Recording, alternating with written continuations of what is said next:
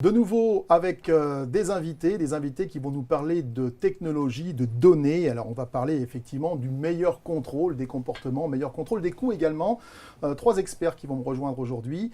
Je vais d'abord leur poser une question. Alors est-ce que la donnée, quelque part, c'est le saint Graal pour tout bon gestionnaire qui cherche à contrôler ses dépenses et les personnes qu'il fait voyager? Alors moi je veux bien lancer le débat, je pense que la donnée c'est effectivement essentiel Ouais. et c'est même, j'ajouterais, vital, particulièrement en contexte de crise comme on vit actuellement. Pour moi on ne peut pas se passer d'un moyen qui est facilement accessible, facilement applicable et qui va nous permettre vraiment de réduire les coûts de manière très simple et de les contrôler. Donc la question c'est plutôt de se dire comment on va pouvoir mettre en place cette donnée. Et donc là, je pense qu'il y a plusieurs critères qui sont essentiels, notamment le partenaire que l'on choisit. Il faut s'appuyer sur un partenaire qui soit digital, avec un vrai ADN digital, et ensuite s'assurer vraiment que la donnée puisse être disponible et que l'on puisse avoir bien sûr de l'autonomie dessus pour pouvoir appliquer sa stratégie data. D'accord. Julien, la donnée alors? Est-ce que c'est le Saint Graal? Je ne sais pas, je pense que la donnée, c'est évidemment très important, mais c'est plus un moyen. Ouais. Parce que le Saint Graal, c'est prendre des bonnes décisions. Et en ce sens, évidemment, la donnée est un élément, plus une matière première, totalement indispensable. Et c'est vrai que, je ne sais pas, si on prend les 10, 15 dernières années, elle est devenue plus volumique, beaucoup plus accessible, plus granulaire également, c'est-à-dire qu'on touche un peu cette donnée je dirais à l'échelle atomique, c'est-à-dire au niveau de la personne ou d'autres. Et c'est vrai que cette matière première, elle est un saint graal en ce sens où elle permet, à travers notamment des algorithmes, des outils qui permettent de prendre de meilleures décisions, un élément totalement inévitable. Ouais. Et on ne peut pas s'en passer, en effet. Bien sûr, Guillaume. Un saint graal, si c'est une fin en soi. C'est-à-dire qu'il me semble qu'il y a deux éléments importants. Le premier, c'est est-ce que cette donnée est normée quand elle est collectée? C'est-à-dire est-ce qu'on peut l'exploiter? Et on se rend compte que dans beaucoup de cas de figure, on collecte beaucoup de data et on ne sait pas quoi en faire. Et le deuxième, c'est dans quel but on la collecte? Est-ce qu'on va savoir être en mesure de pouvoir l'exploiter et en tirer des conséquences qui sont plutôt le début de prise de décision. Donc le Saint Graal, encore une fois, c'est le moyen, je suis assez d'accord. Le Saint Graal, ça va être la prise de décision qui va découler de cette donnée, mais encore faut-il pouvoir l'exploiter et donc bien la collecter. Voilà qui promet un débat passionnant. Donc, vous pouvez poser vos questions, bien sûr, sur le chat qui est à votre disposition. Maxime, il y avait quelque chose à rajouter, j'ai entendu. Oui, en fait, donc moi je ne suis pas totalement d'accord. Je pense que la donnée, ce n'est pas une fin en soi. C'est plutôt un moyen et donc c'est le bras armé effectivement du décideur. Je pense que la donnée va vraiment servir à la fois à analyser, à détecter des anomalies et à analyser le ROI d'une décision. Donc pour un décideur, c'est vraiment un outil qui va lui permettre d'analyser si ses décisions sont efficaces ou non. On va avoir l'occasion de débattre de tout ça. Donc, effectivement, alors la première question, moi j'ai envie de vous poser, il y a eu cette espèce de révolution écologique, économique, sanitaire avec la crise que l'on connaît actuellement. Le virage du numérique était-il vraiment négociable pour les entreprises? On a deux races d'entreprises, celles qui avaient fait la démarche de se digitaliser et celles qui ne l'avaient pas totalement fait ou pas encore fait. Un problème, ça. Guillaume. Alors, je pense qu'il faut. Le virage de la digitalisation, Ouais. elle a été prise par à peu près tout le monde, Ouais. à des niveaux différents. De maturité. De maturité, d'outils, de capacité à être agile dans la manière d'adresser ce virage. Ce qui est important, je pense, c'est de comprendre comment on peut, de bout en bout, digitaliser les processus. Et ce qui est nouveau maintenant, donc de bout en bout, et là on parle de travel et d'expense, c'est mettre en une stratégie de voyage qui soit cohérente avec les outils qu'on met en place, choisir les bons partenaires pour pouvoir accompagner ce changement du offline au online, et puis ensuite pouvoir permettre un processus complètement intégré de je voyage, je déclare mes expenses et puis ensuite je contrôle, j'audite et j'utilise toute cette data donc pour pouvoir travailler sur ce sujet. Mais ce qui a vraiment changé, ce qui me semble qui a changé, c'est que la digitalisation arrive maintenant chez les collaborateurs. Puisqu'en fait, beaucoup des collaborateurs d'entreprise travaillent chez eux et n'utilisent plus forcément in-house les outils de l'entreprise, mais ces outils sont exportés chez vous, chez moi, partout. et on utilise des outils de communication digitaux depuis chez soi. Et donc, on doit pouvoir aussi utiliser des moyens digitaux pour le voyage et pour la déclaration de frais depuis chez soi. Et ça, c'est une nouveauté, puisque tout le monde n'était pas équipé, tout le monde n'avait même pas la capacité de travailler à distance. Et ça, pour moi, c'est la vraie révolution de ces 9 derniers mois, c'est importer ou exporter la digitalisation des processus chez le collaborateur au quotidien. Elle apporte de la flexibilité, cette fameuse donnée, alors quelque part, Julien. Oui, et puis c'est vrai que bon, il y a une période là qu'on considère qui est voilà, ces 9-10 derniers mois, mais on peut aussi un peu remettre ce sujet de digitalisation dans un contexte un peu plus lointain. Oui. Ça date pas d'hier, c'est-à-dire que le mouvement, il a 10-15 ans à peu près, le mouvement Big Data. La première vague, c'est 10-15 ans. Voilà, une vague qui vient de la technologie en plus. Pour la faire courte, c'est Google a un problème, il rencontre les problèmes avant les autres parce qu'il a plus de données que les autres. Voilà. Il le règle, il écrit un papier de recherche, c'est réécrit, le logiciel qui correspond au papier de recherche est réécrit et l'ensemble de la communauté en bénéficie. Donc ça, c'est des outils qui permettent de traiter de la donnée volumique. La deuxième vague, dont on a un peu moins parlé, mais qui est complètement assujettie à la première, c'est les maths qu'on va utiliser pour traiter ces données-là. Bien sûr, on pouvait faire des stats comme on le faisait avant avec des données un peu plus déjà synthétisées, mais les maths qu'on appelle le machine learning, ça a été un peu cette branche-là qui a permis de décupler finalement ce qu'on pouvait faire de ces données, de ces nouvelles données, de ces nouveaux volumes, etc.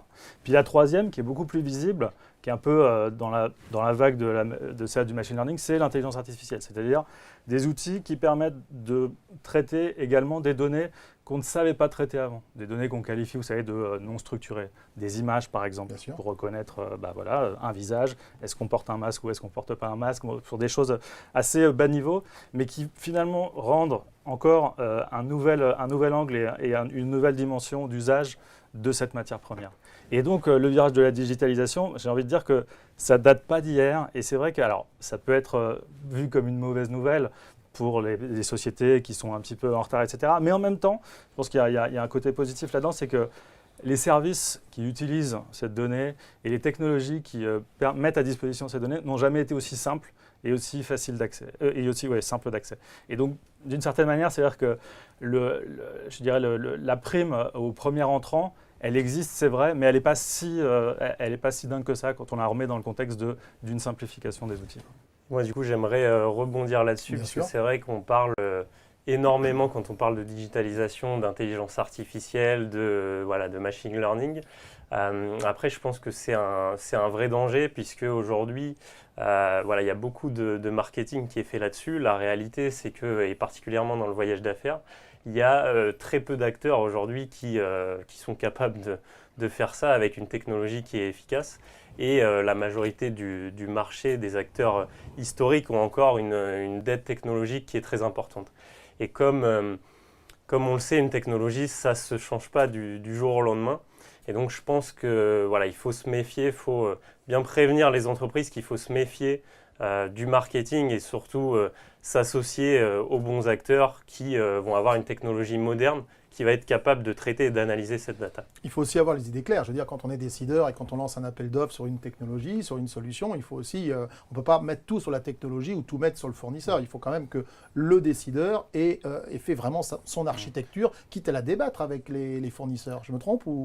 C'est vraiment important. Je pense que ça remet en effet, je trouve, le sujet sur, pas uniquement un sujet de technologie, mais un sujet de savoir ce que l'on cherche à faire. Et c'est vrai que dans un monde où finalement répondre à des questions, c'est pas ce qui devient de plus en plus le plus compliqué. Ce qui devient le plus compliqué, c'est de se poser les bonnes questions. Et là, pour le coup, on remet quand même une vraie responsabilité au décideur, à celui qui doit définir ça. Et ensuite, il y a toute la démarche qui doit être très pragmatique à avoir pour mesurer la performance. Et je suis complètement d'accord avec toi dans le sens où il faut, et je pense que là, on peut faire appel à son bon sens pour savoir mesurer et évaluer les promesses qui peuvent être en effet certaines très fantaisistes, quoi. Mais, en tout cas, il y a un vrai sujet de chercher à définir ce que l'on veut faire. Pour moi, en fait, il y a, avant de parler d'intelligence artificielle, effectivement, il y a plein de choses à faire avec la donnée.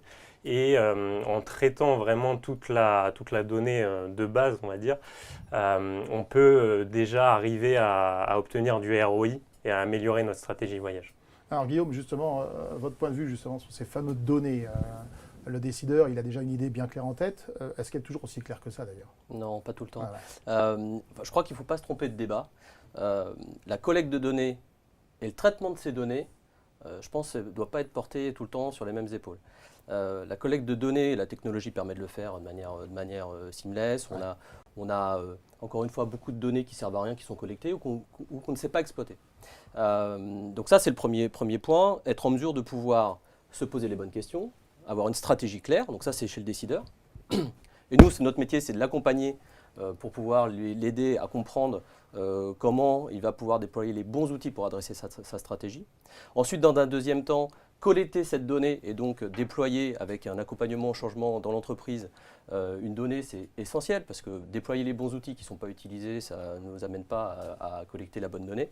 Et je pense, et la stratégie qu'on met en place chez nous, c'est d'être en mesure de pouvoir accompagner le client dans l'analyse de cette donnée-là. Et donc, de mettre en place les bonnes ressources qui vont l'accompagner dans l'analyse, la compréhension et donc de prendre les bonnes décisions liées à l'analyse de cette data. Et donc, si on attend que le décideur soit en mesure de pouvoir avoir une stratégie claire, de comprendre quels outils il va pouvoir déployer pour adresser cette stratégie et de comprendre la donnée qu'il a collectée et en tirer les conséquences, je pense qu'on se trompe. Et je pense que nous, en tant qu'acteurs du marché, on a un devoir clair de pouvoir accompagner sur ces 3 étapes notre client et de pouvoir en tirer des conséquences business liées à la donnée de nos clients, liées aussi à une donnée plus grande, puisqu'on adresse tout un marché, donc on a aussi des données marché extrêmement intéressantes, et de pouvoir axer une stratégie directement tournée vers la performance au cas par cas avec nos clients. Voilà, et après, je pense que quelque chose de très intéressant aussi avec la donnée, justement dans cette démarche d'analyse, c'est de pouvoir à terme vraiment mutualiser la donnée de l'intégralité des clients, de plusieurs acteurs du voyage, pour justement mutualiser, avoir une quantité de données qui soit vraiment énorme et du coup pouvoir en tirer des conclusions qui soient beaucoup plus rapides et beaucoup plus efficaces. On parle beaucoup de données, messieurs, mais on ne parle jamais véritablement, enfin moi c'est ce que j'entends sur le marché, de qualité de la donnée. Elle est pourtant essentielle pour sortir un bon vin, il faut du bon raisin. C'est un sujet qui est extrêmement compliqué parce que c'est un sujet qui a beaucoup de dimensions. Voilà. La qualité de la donnée, il y a une manière de voir qui est très simple. Je ne pense pas qu'elle soit simpliste, mais je pense qu'elle est très simple, qui est vous la jugez à la qualité des décisions qu'elle vous permettre de prendre. Donc les dimensions de la qualité de la donnée, c'est quoi? C'est la profondeur d'historique, par exemple. Ça, c'est très important dans certains cas. On en discutait tout à l'heure. En même temps, il y a certains types de données qui ont une sorte de demi-vie assez courte, c'est-à-dire qui deviennent inutiles au bout de 6 mois. Donc ça dépend vraiment de la nature de la donnée. Il y a la richesse de la donnée, c'est-à-dire le nombre de dimensions, de variables finalement qu'on est en train de regarder. Il y a aussi des facteurs qui sont un peu moins connus, mais qui sont tout aussi importants, je pense, la qualité et la capacité d'extraction de ces données. On est dans un monde, et je pense que votre monde est un monde de données assez transactionnel. Ça veut dire quoi? Ça veut dire que les données qui sont transactionnelles, elles sont dans des systèmes qui ont été conçus pas du tout pour l'analyser de manière statistique. Donc il y a un vrai travail aussi d'extraction de ces données qui peut être très coûteux et qu'il faut aussi intégrer dans ce qu'on entend par la qualité de la donnée, quoi. Alors moi j'ai une question qui vient d'arriver sur le chat justement. Quand pourra-t-on personnaliser le voyage dans le corpo autant que dans le leisure? Alors ça c'est la bonne question ça.